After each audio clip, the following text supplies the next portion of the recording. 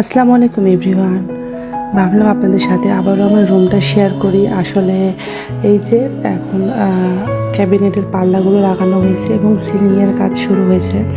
তো গোটা রুমেরই সিলিংটা হবে আর মাঝখানে একটু ডিজাইনও হবে আর কি। তো এখন এই পাল্লাগুলো কোনো রকম সেট করে রেখেছে। আর যেহেতু যখন মিস্ত্রি ভাইয়ারা কাজ করে তখন ঘরে ঢোকা যায় না, তখন আমি ভিডিওটা কম করি, করা হয় না।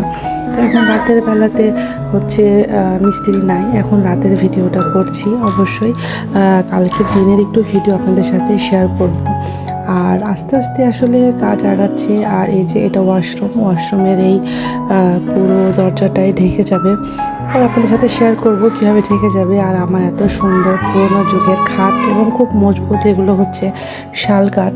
তো এই খাটটাকেও একদম নতুনভাবে ম্যানুফ্যাকচার করা হবে, কারণ খাটের ডিজাইনটা অনেক পুরনো। যেহেতু এটা আমার শ্বশুরবাড়ি, মানে আমার হাজব্যান্ডের খাট, ওর জন্মের আগেকার, এখনও ওরকমই নতুন হয়ে আছে। আসলে এসব কাঠ কখনো পুরনো হয় না।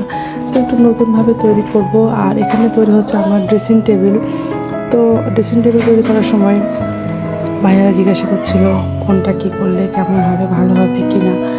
তো একটু আমিও দেখছিলাম, কারণ আসলে এগুলো খুব নিখুঁত কাজ। আর এই যে ওয়াশরুমের এই পাল্লাটাও তৈরি হয়ে গিয়েছে, এটা হচ্ছে তার পরের দিনের ভিডিও আপনাদের সাথে শেয়ার করছি।